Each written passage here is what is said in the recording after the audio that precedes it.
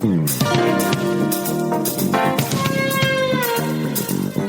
to the More Perfect Union, the podcast that offers real debate without the hate. Sponsored by BetterHelp.com. I'm Kevin Kelton, and guess who's here tonight? Why, it's Greg Matusak. I am here. I am standing in solidarity with all my other fellow athletes, and I will not be playing video games with anybody from the great state of Georgia, or not so great state of Georgia, or any board games either. So video games or board games. And yes, it's a sport the way I play it because I sweat profusely. And also here, of course, is Ward Anderson. The Dick Sargent of the More Perfect Union podcast. Does that make me Dick everyone. York? Yes. Always a pleasure, friends. Happy Easter Monday. Do people know that reference? Obviously, the three of us do. Dick York was the original Darren on Bewitched, and then Dick Sargent took over the role when Dick York, I think, quit. Right? Yes. Yeah. Great show. Did he quit? Did he quit or did he die? No, he quit. Okay. Yeah. By the way, a little trivia. So Dick York is pretty much universally known for this 1 year that he spent. Excuse me. Yes, Dick York, the original one, for the 1 year that he spent on Bewitched. A fine actor. Have you seen the movie Inherit the Wind with Spencer Tracy? Yes. Yeah, of course. Yeah. Well, and Dick York, of course, played the defendant, the guy that was teaching evolution in high school. Did you remember that? I did not, actually. Yeah, that was him, and he was terrific in it. He was good enough to get him a TV show with Elizabeth Montgomery. Let's not. There you go. And by the way, Dick York was on the show for 5 seasons. Dick York was on the show for 5 seasons, and then he left and Dick Sargent took over? Yes. Oh, I stand corrected. Okay, good. Good to know. He was ill. Dick York fell ill. He was in the hospital. He was exhausted and said he couldn't do the show anymore. And that was that. And that was that. It was probably that Mrs. Kravitz always watching him. God, what a bitch. Were you guys more Bewitched people or I Dream of Jeannie people? Bewitched. I was more a Bewitched person. I Dream of Jeannie. I watch that like all the time. I mean, remember Dallas was such a thing, and to see a young Larry Hagman, which I thought was hysterical. And in fact, when I was younger, I thought those two shows were in the same universe. And as a child, I was like, well, obviously he used this genie to get him an oil empire. I mean, that was like the next phase, right? Obviously.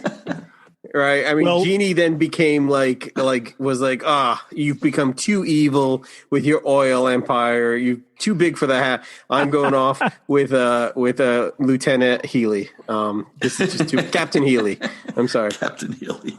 Well, I always found Jeannie, gorgeous and hot or whatever, but the entire the whole, calling him master and all that and everything. As a kid, it just wasn't as interesting to me as watching the tricks. And Bewitched, I think, did more tricks, right? She also wasn't clueless. Jeannie was didn't understand the world and the astronaut had to explain things to her, whereas Bewitched, she was the hero. Samantha was the hero or whatever, right? Right. And it was a much more even marriage. It was a much more modern marriage where Samantha was never really, like you said, a secondary person in their house.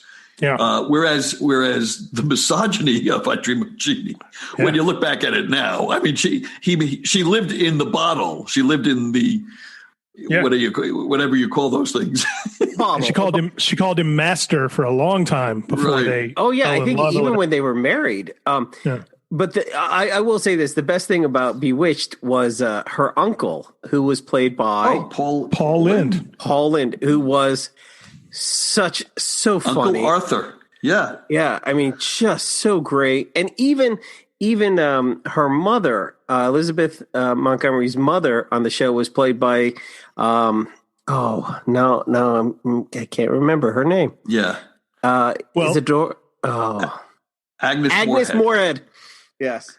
See, and this is why Dick Sargent, we kill at trivia. Dick Sargent did take over from season 6, 7, and 8 to the end of Bewitched. Wow.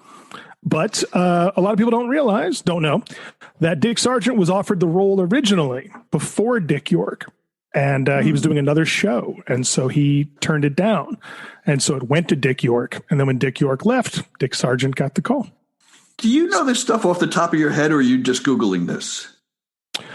I had to Google what exact season he took over. Okay. But I know a lot of useless trivia about television and stuff like that.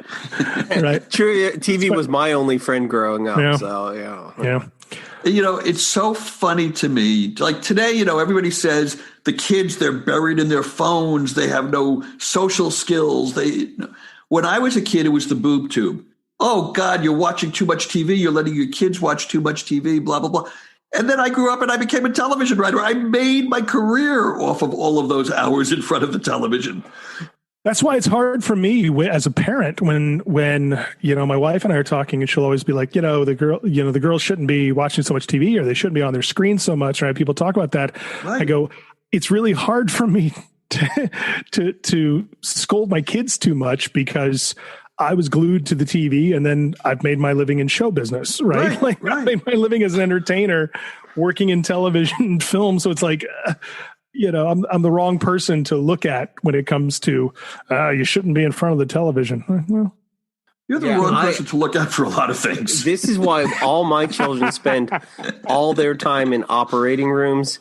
And that's it. I only let them, all their free time is in operating rooms, either assisting or operating. So that's a good idea. You think that they'll become doctors? You think they'll become patients?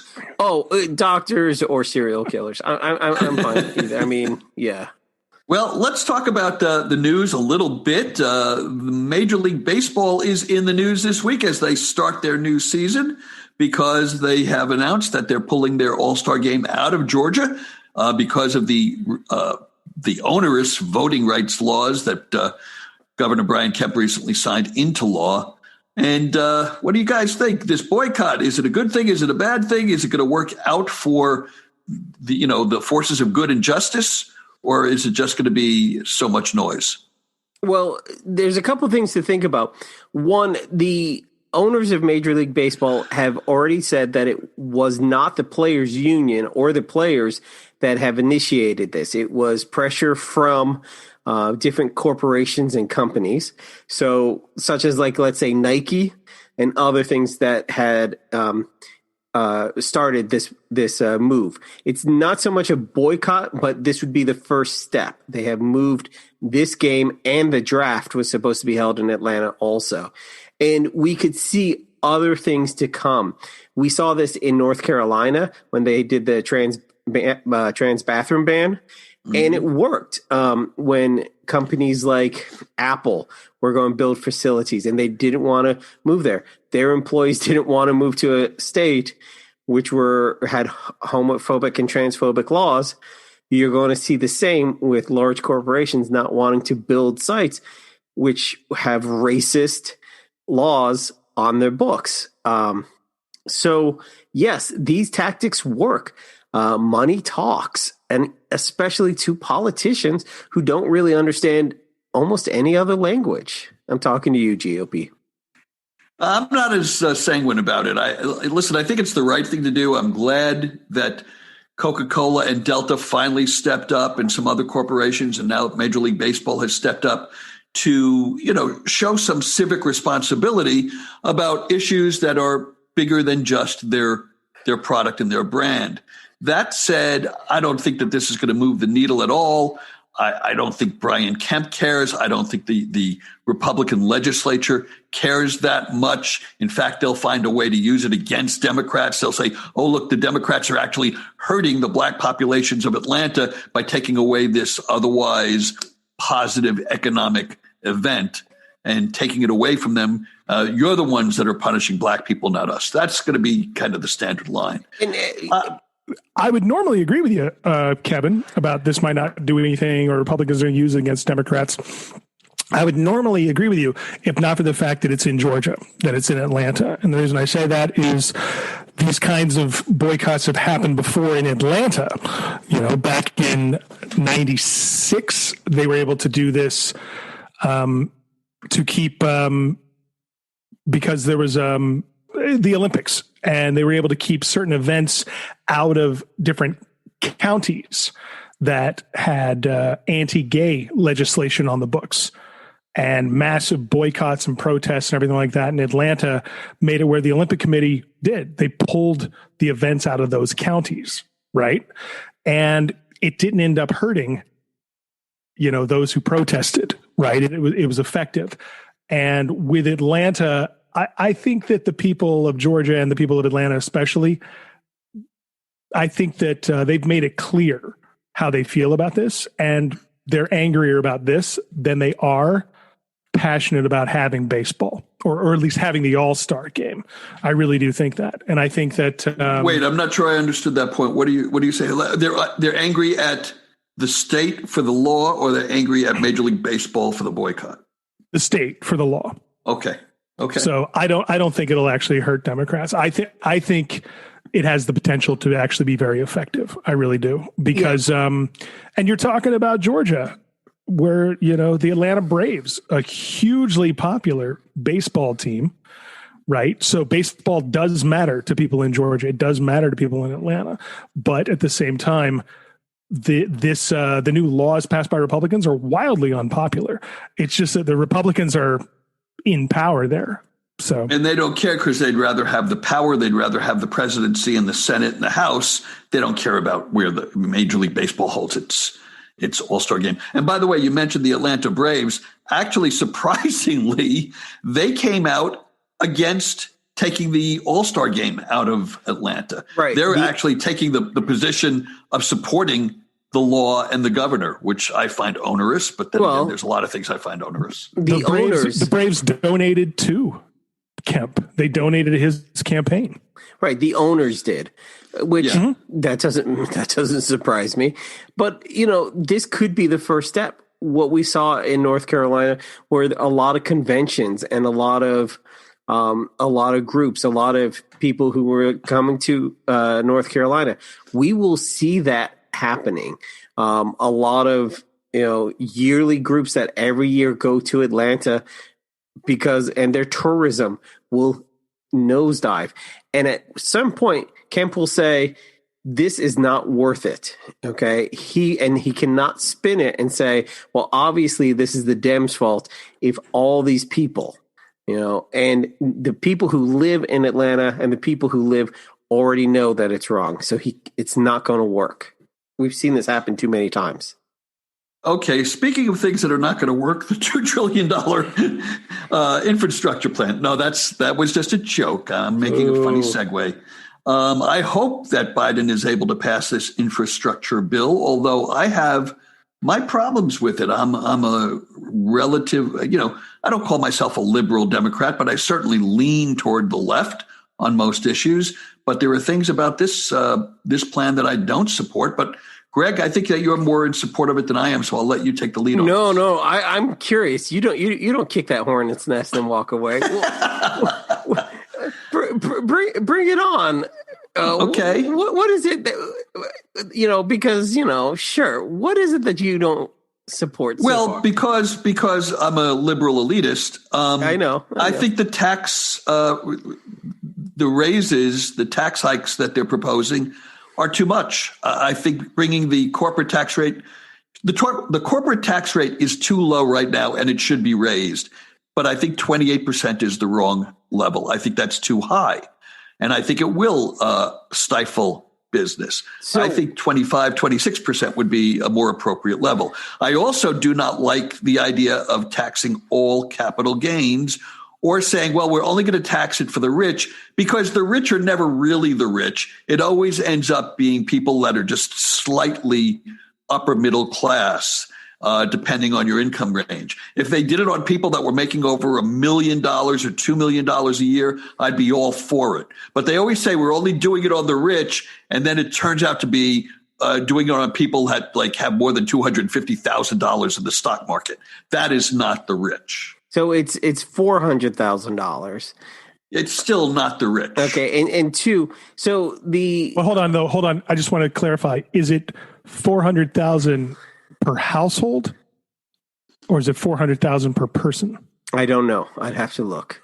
I want to say 400,000 Is it 400,000 adjusted gross income, or is it 400,000 in investments? So it's again two different things. Those are two different things. And I mean, a person, an individual making $400,000 a year is doing very, very extremely well. Yes.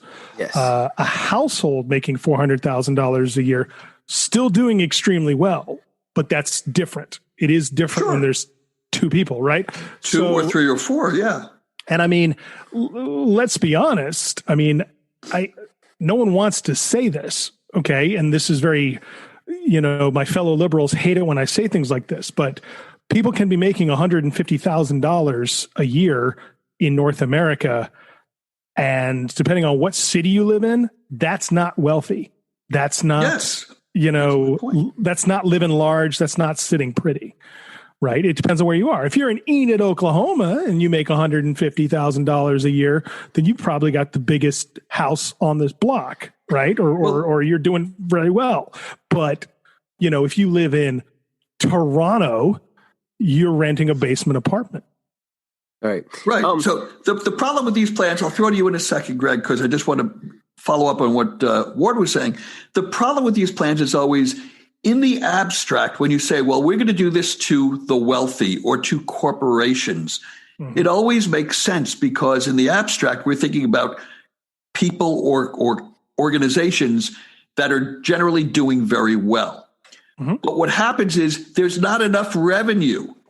And this is the same thing with the wealth tax, with the death tax, with the inheritance tax, where they always say we're doing it, we're going to tax people who are wealthy, but there isn't enough money to be made on people who are worth $50 million or even $12 million or $15 million. So they always slide it down until you start to get to people who are worth $3, $4, and $5 million. And that really is not that much wealth. Okay. Well, the estate tax, I think, is what you meant to say. Yes. What did I call it? The inheritance tax. Well, that's a euphemism, and you're right. It's the estate tax. Estate tax. Okay. Right. And I think that the level that they ended it with was $10 million. That I was fine with. But at one point, it was $3.5 million. Right. I agree with an exception on farms, which is a whole nother thing, which is always misconstrued. Two, going back, the corporate tax was brought down to 21%, but that was done in 2017. Before that, anyone remember where it was? 35. So that was too high. That was way too high. So we're literally splitting the difference there. And I know you're saying, well, 25% versus 28%. Now we're talking about a 3-point difference, but literally we're not even bringing it back to where it was 4 years ago, pre-pandemic experience. Additionally, this will close loopholes that will allow countries, corporations that have places in other countries avoiding paying taxes because they're only making the first 10%. So this is where all the money is. That is good. I'm for. And you're right. You're making a valid point. You're saying we're differing around 3% on the margins here. Right. I'm just saying that I think, there was a reason why we brought the corporate tax rate down. Now, there were some liberals who thought 35% was just fine, but that's a whole different mindset. Right. And I may think 35 was a little high, but 21 is a little low. So we split the difference, 28, and I can live with that. And all the things that it's going to accomplish, and even if you think it's a little higher than, let's say, most EU countries, that's fine. But what this gives us and what this makes us more reasonable, first of all, you can vote as a corporation. You've got all the rights if you are a corporation as a human being in America, pretty much. We've decided that as the Supreme Court. So that's awesome.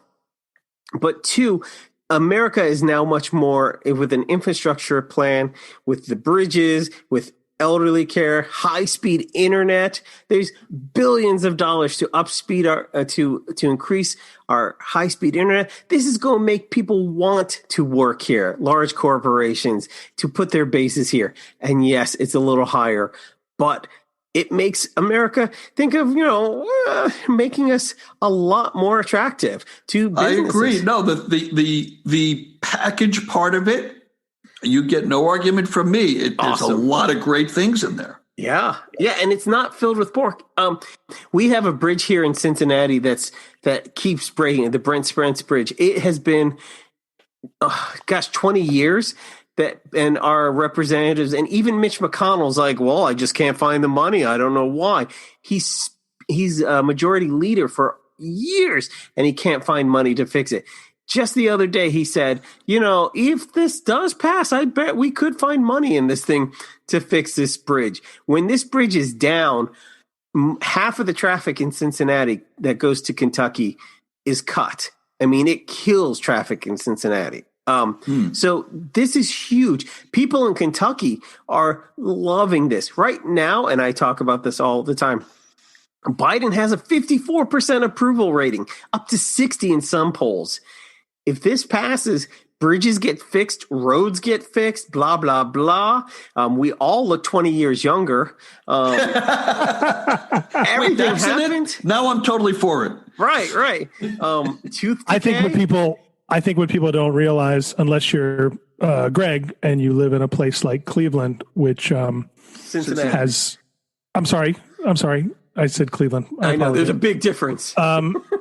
Cincinnati, but I used to travel all the time, and I traveled by car all over the United States. And in a few years, I went to 47 states over the course of 47 weeks. And the thing that you'll see if you get in the car and you drive across America is you have some very beautiful cities, and you have some very beautiful fields and farmland. And then much of America looks like a post-apocalyptic wasteland because the infrastructure is crumbling. And I'm saying this as someone just seeing it driving across the country, right? And I don't think we've focused enough on how much Americans really want their infrastructure changed and upgraded and an infrastructure bill. And I think that's one reason that Biden has the higher approval rating, like you're talking about, Greg, is because we're actually not just talking about infrastructure anymore. We actually may be doing something about it, because it is a real thing. You can go and see many great, beautiful cities in America, but you can drive across any part of it and also see it crumbling. Did you guys hear the joke that Biden made when he introduced this bill? Something about Infrastructure Week? Yeah, he kept saying, it's been Infrastructure Week here for a long time now, but I think we're finally going to do something. Trump ran on the promise of doing huge infrastructure bills. And I remember talking to people in 2016 saying, finally, someone who gives a shit about us, the American people. He's going to have this great health plan. That was the one. See, that's comedy. And 2, an infrastructure bill that is going to be bigly. And you know what? We're still waiting on both those things. And even after they had a bipartisan bill that Trump and the Republicans sat on. They put it on the back burner. Yep. And now we're not even 100 days in, and we're like, boom, here you go. Here's a $2 trillion one. Here's how we're going to pay for it. And we're going to not even return the corporate tax rate all the way up to where it was, just half, which I know, 220, 221, whatever gets the job done. And then we're going to do this, and we're going to have the highest approval rating since, I don't know, Obama. Boom. Hey, we're going to fix things. I want to come in there and spend some money. We want to fix the bridges. You don't want those bridges falling down. Come on, people. You don't want bridges falling down. Come on. Just don't pet my dog. Stay away from my dog. That's all I'm saying.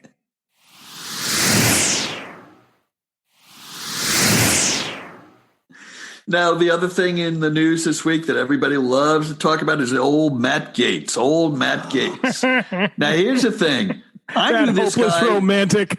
That hopeless. I knew this guy was human scum a year ago. So nothing that's happened in the last 2 months has changed my opinion about him.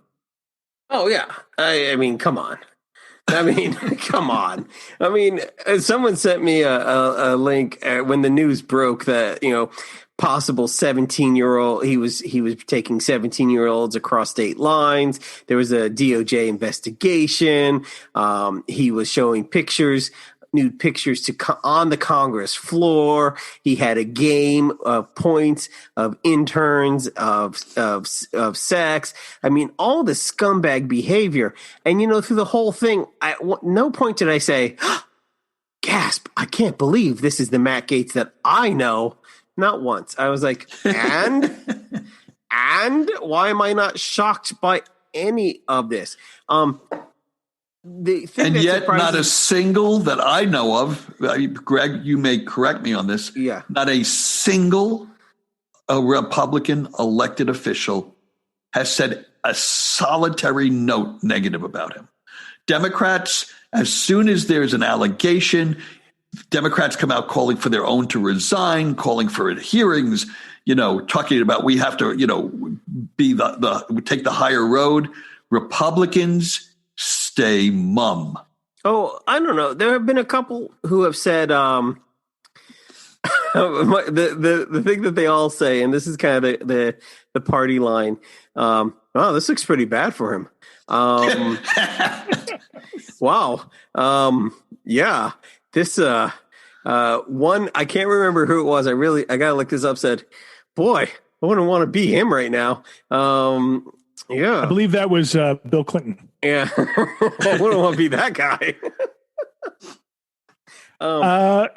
It's also funny to me that while we're talking about the poster child for the rape whistle, the thing that's funny to me about him is that I haven't heard anything from QAnon.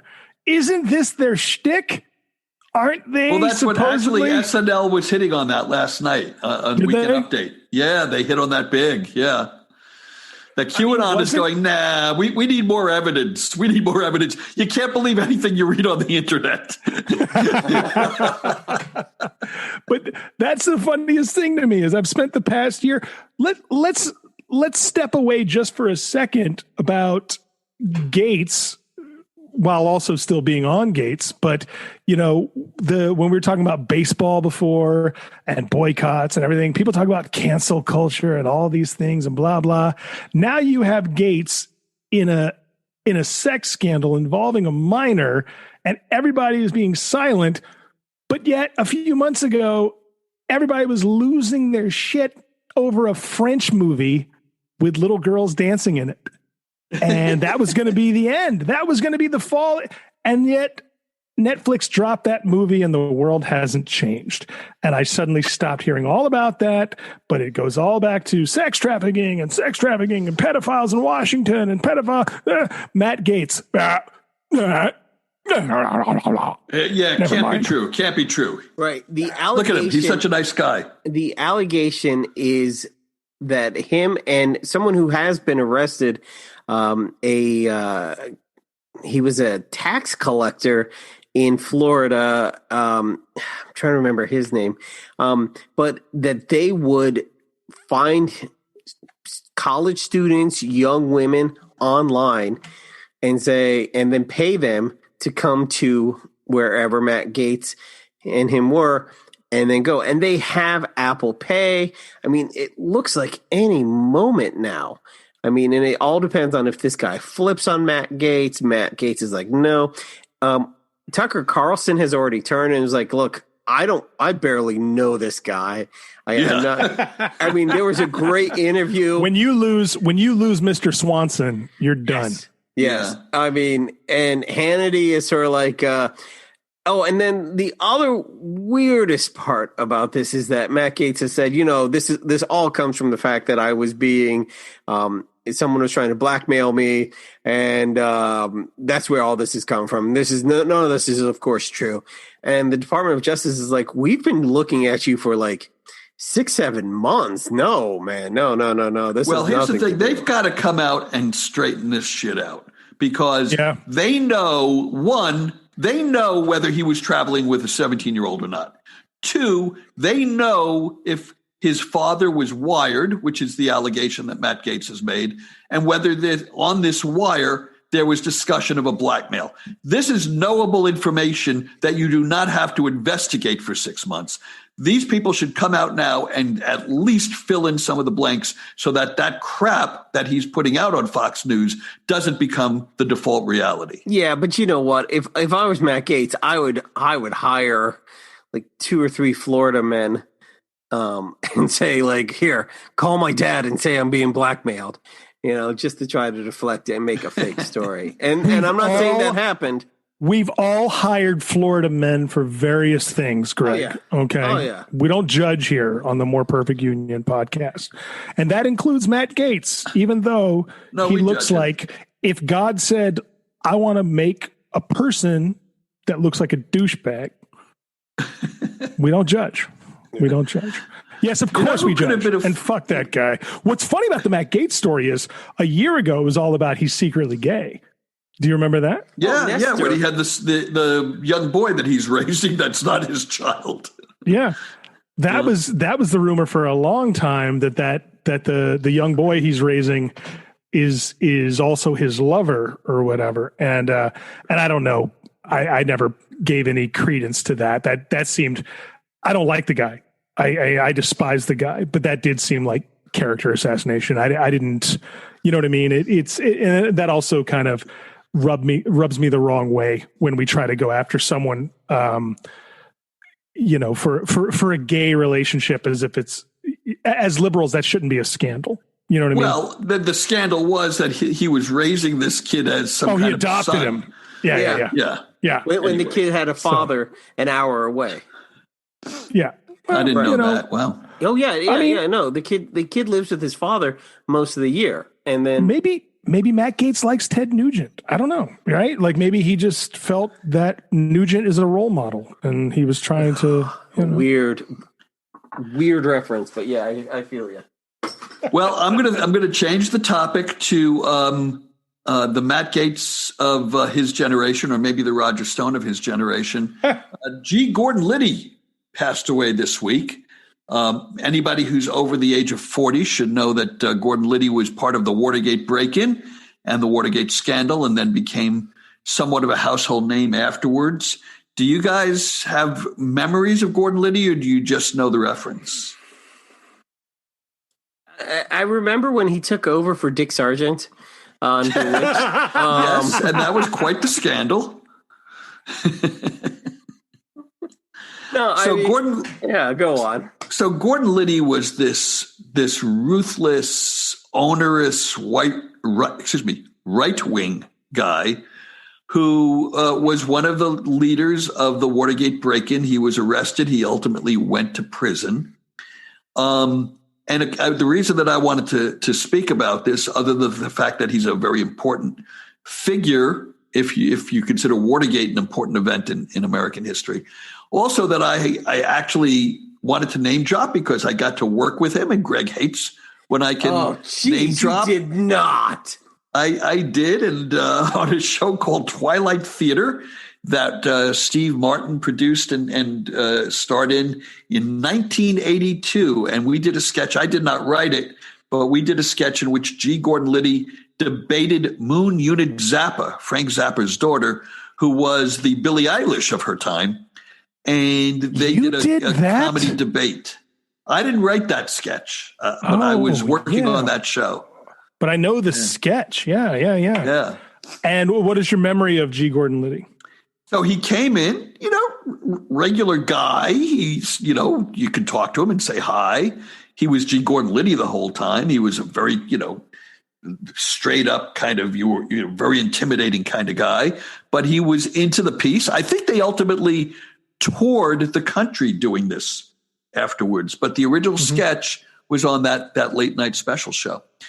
But the other thing that I wanted to bring up, this is my favorite G. Gordon Liddy story, and no one should have more than one, and I apparently do. But this is my favorite G. Gordon Liddy story. So after he became famous for this whole thing, he wrote a book called Will, and it was his autobiography. Mm-hmm. And, you know, this guy was a real underground, you know, he probably did hits on people. He certainly was involved in undercover stuff that we'll never know about. He was a hardcore spy, okay? So in the book, and he hated a guy named John Dean, who was the counsel to the White House when Nixon was president, and ultimately turned on Nixon and testified against Nixon in Congress, in the Senate. Well, Liddy tells a story in his book, Will, that at one point during these very controversial hearings, they were both in the Capitol building on the same day. I think they were both there to testify in different hearings. And as Liddy told the story, they open a door for him, say, wait in here. And he walks into a room and he's in there with one other human being, John Dean. And Liddy and Dean are known to absolutely hate each other. And he says in the book, he says, and I don't know what's going on here. I'm trying to figure out, is this a massive screw up that they put the two of us in the same room? Or have I been put here to take this man out because he's getting ready to take down the president of the United States? And then he goes on to say, there are ways, even though I didn't have a gun with me, there were ways that I could have killed him on the spot that I will not, go into detail about here because I don't want to share those methods with people reading this book. Okay. And then the chapter goes on. And then another chapter and another chapter. About 100 pages later, he comes back to that situation. And he goes, and I'm in this room with John Dean, and I'm trying to think, should I kill him? I mean, I could have easily grabbed one of the sharpened pencils off the desk and rammed it in the soft underside of his chin into his brain, killing him instantly. And I realized at that moment, the editors forgot to take out the second reference. They took out the first reference because, of course, you don't want anybody else to know this trick that they teach to, like, CIA agents. Mm-hmm. But he obviously wrote it twice in the manuscript, and they forgot to take it out the second time. So I know how to kill you guys with a pencil, is what I'm trying to tell you. This is why I'm never in the same room with you, because of this exact reason. He also changed over the years because G. Gordon Liddy did many radio shows and interviews where he described ways of killing people with various objects. Oh, really? Okay. Yeah, I haven't heard it. So, well, again, probably the editors were the ones that took it out in the first place, and he probably snuck it in someplace else. Yeah. It's a difficult thing for me because G. Gordon Liddy donated a kidney to a member of my family. Wow! My brother has G. Gordon Liddy's kidney, and so that's the title of a book. Very difficult. No, I'm just fucking around. His biggest problem is that G. Gordon Liddy bullshit a lot. So yes, was he a spy who could kill you with a pencil? Probably, most likely, yes. But G. Gordon Liddy was also, he loved to tell stories, and he loved to embellish, and he loved to fabricate stuff. What I find so interesting about G. Gordon Liddy is that he's another one of these figures that when you meet him, you can't get over how polite and charming he is. It's a really weird goddamn thing because, I grew up hating the guy. You know what I mean? Like he was a villain. The villain, I shouldn't say hating, but he saw him as the villain of Watergate or whatever. And he was smug about it. He drove around, his license plate was H2O Gate. That was the license plate for his car. This is true.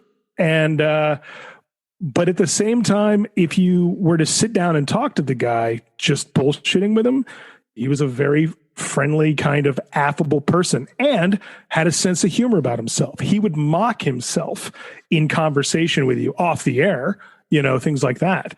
And it's like when people talk about Rush Limbaugh and they go, if you sit down and talk to Rush Limbaugh, you'll like the guy. He's charming and fun. G. Gordon Liddy had that same quality about him. That's the part of you that believes he was an effective spy, that you go, look at this, how affable he is, and he's making jokes and he's being self-deprecating or whatever. And then he'll talk about how he could put a knife down into your clavicle and slice your heart from above. And it would kill you in 3 seconds. So it's like, but at the same time, he was so known to embellish that people go, was he a master spy? Was he an incredible assassin? Was he all of these things? Or was he maybe a little bit of that? Or was he more than he let on? That was one of the biggest things about G. Gordon Liddy, is that he was a known bullshit artist, right? And so he was known to charm even his critics. So it's an odd. He's just always remained an odd figure to me. So the thing about, and I don't like to disparage those who've just passed. So I'm going to lump him in with a group that the GOP seems to lionize people who do bad things, and somehow they make them into these heroes. So like him and like Oliver North and the guys who are quiet and take the fall. And even though they did horrible illegal things, and yet they did the right, Alan Keyes is another, because they love America, right, and they can justify literally breaking the law, hurting people, selling out all their morals for a higher good. And G. Gordon Liddy, Ollie North, I am right. It's Alan Keyes. Well, listen to what we heard about Donald Trump. When people would talk about Donald Trump, even people, who didn't like him but were still voting for him, that kind of thing. What would we always hear? I know he's incompetent at times. I know he's horrible in what he says. I think he's an asshole. I really feel he loves America. That's what you would hear. But there was this whole group. But Kevin. These guys. I know. And that's the same thing with G. Gordon Liddy. That's the same thing. It's these guys who, did horrible things. You're a criminal. G. Gordon Liddy was a criminal who did not went to prison. And Oliver North also went to prison, and he should have, because he could. Didn't he? No. Should have. Lied to the American people, and Ronald Reagan did too, but we won't talk about that. And through the whole but Reagan went to prison, Greg. He should have. He should have, that demented old son of a bitch. And I expect letters on that one, that I called him a demented old son of a bitch. I don't know if it's on YouTube or not, but Politically Incorrect with Bill Maher, back when it was on ABC, G. Gordon Liddy did an episode, and William Baldwin was on the episode when William Baldwin was pretty much at the height of his fame. Watch that episode, because William Baldwin makes it clear he despises G. Gordon Liddy during that, and G. Gordon Liddy could not care less. Yeah. And he laughs and he jokes and he mocks people, and William Baldwin calls him a criminal and says he should be ashamed of himself, and G. Gordon Liddy just does not care. And he laughs throughout it all. And I'm telling you, that's the thing about that guy. Is that laughter, by the way, wasn't even him trying to, it wasn't him trying to goat William Baldwin. It was literally him laughing like, I don't know why you people care about me. That's how that guy was. I don't know. He's such a weird dude. It's not the guy. There's an entire section of the right that just like, hey, I just don't really give a shit as long as I own these libs, because we love America and you don't, obviously. Well, their idea of loving America is twofold, in my opinion. One is anything that's anti-communism is good, and the other is anything that owns the liberals is good. They don't really love America. They love those two aspects of what America represents. Yeah, that's fair. That's fair. So I'm going to wrap up. Did you have something else you wanted to throw in, Ward? So we wanted to wrap up today. I wanted to wrap up this podcast. Our listeners probably wouldn't know this, but we spend a lot of time between episodes trying to figure out what we could do to, where we should be taking the podcast, what we're doing right, what we could be doing better, and how we could add some spice to it. We haven't come up with a single goddamn idea. So we're asking you, if you're still here and you're still listening, to let us know what you would like more of or less of in the More Perfect Union, what you think we could do to spice up the show. Obviously, tonight, we spent a lot of time talking about things other than politics, including, Bewitched. I think that conversation was necessary and a long time coming. But we're also trying to tell us that. Tell us that, everybody. Do you want more entertainment talk? Would you like it if we talk shop a little more? Kevin and I have often talked about how we'd like to do more of that, but we want to know that the listeners are into that. At the same time, we've also talked about doing maybe some skits, right? Maybe some fun kind of comedic takes on what's going on in the news or in politics or whatever. And we've held back because we don't really know. Do you listeners want to hear that? Do you like it? The round table panel like we do now? Or would you like it if we, threw in some funny moments or some quick sound bites or whatever? Tell us.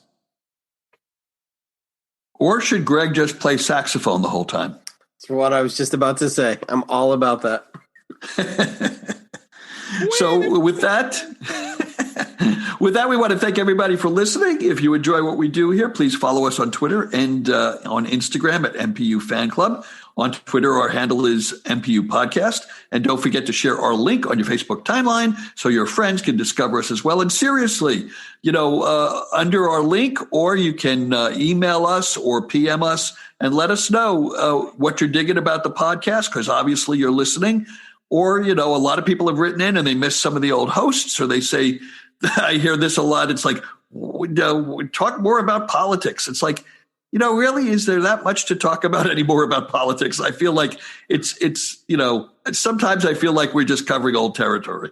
So we'd like to know what you think. And by the way, if you have a friend, or if it's you, that is a witty, sharp, informed woman of any age, any ethnicity, any sexual identification, we don't care. If you have a female voice and would like to be a part of this podcast, let us know. We are actively seeking out and recruiting our next female co-host. And, maybe you know her or she's out there listening right now. So let us know. We'd love to add some more talent to the show. And with that, the worst dating profile I've ever heard.